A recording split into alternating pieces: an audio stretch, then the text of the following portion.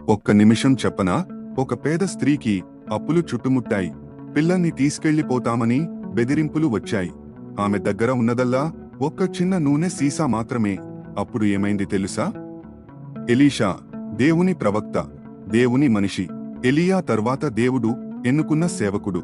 ఆయన వెళ్లిన చోట అద్భుతాలు జరిగేవి. బాధపడిన వాళ్లకి సహాయం అందేది. ఎందుకంటే ఆయన వెనక దేవుడు నడిచేవారు కదా. ఒకరోజు ఏమైంది తెలుసా? ఒక పేద విధవరాలు ఎలీషా దగ్గరకు వచ్చింది. కళ్లనిండా నీళ్లతో చెప్పింది, దేవుని మనిషి, నా భర్త పోయాడు. అప్పులు మిగిలాయి. అప్పు ఇచ్చిన వాళ్ళు వస్తున్నారు. నా పిల్లల్ని బానిసలుగా తీసుకెళ్తామని చెప్తున్నారు. నాకు దారి లేదు. ఆమె మాటలు వింటుంటే గుండె ఆగిపోతుంది కదా. అప్పుడు ఎలీషా అడిగారు, నీ ఇంట్లో ఏమైనా ఉందా? ఆమె అంది, ఒక్క చిన్న నూనె సీసా మాత్రమే ఉంది, అంతే. అంతకంటే ఏమీ లేదు. ఇక్కడ ఒక చిన్న విషయం మనం గమనించాలి. ఎలీషా ఆమెకు డబ్బు ఇవ్వలేదు. ఎలీషా ఆమె అప్పు తీర్చలేదు. కాని ఆయన ఇలా చెప్పారు, వెళ్ళు, పక్కింటి వాళ్ల దగ్గర గిన్నెలు అరువు తెచ్చుకో, చాలా గిన్నెలు తెచ్చుకో, తక్కువ తీసుకురాకు.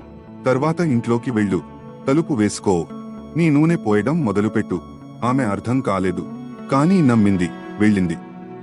తర్వాత ఏమైంది అంటే, ఆమె గిన్నెలు తెచ్చింది, తలుపు వేసుకుంది, పిల్లలు గిన్నెలు పట్టారు.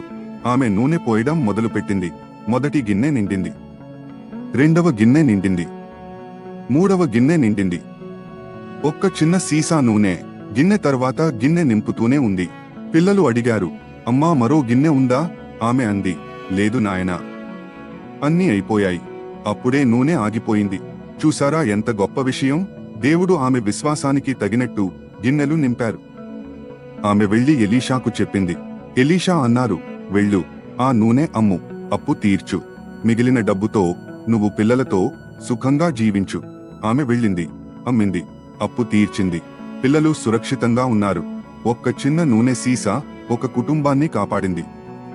మనకు అదే మెసేజ్. నీ దగ్గర తక్కువగా ఉందని నిరాశపడకు. దేవుడు చూస్తున్నారు, దేవుడు వింటున్నారు, దేవుడు సిద్ధంగా ఉన్నారు. నువ్వు చేయాల్సింది ఒక్కటే, నమ్ము. అద్భుతం జరుగుతుంది. ఆమేన్.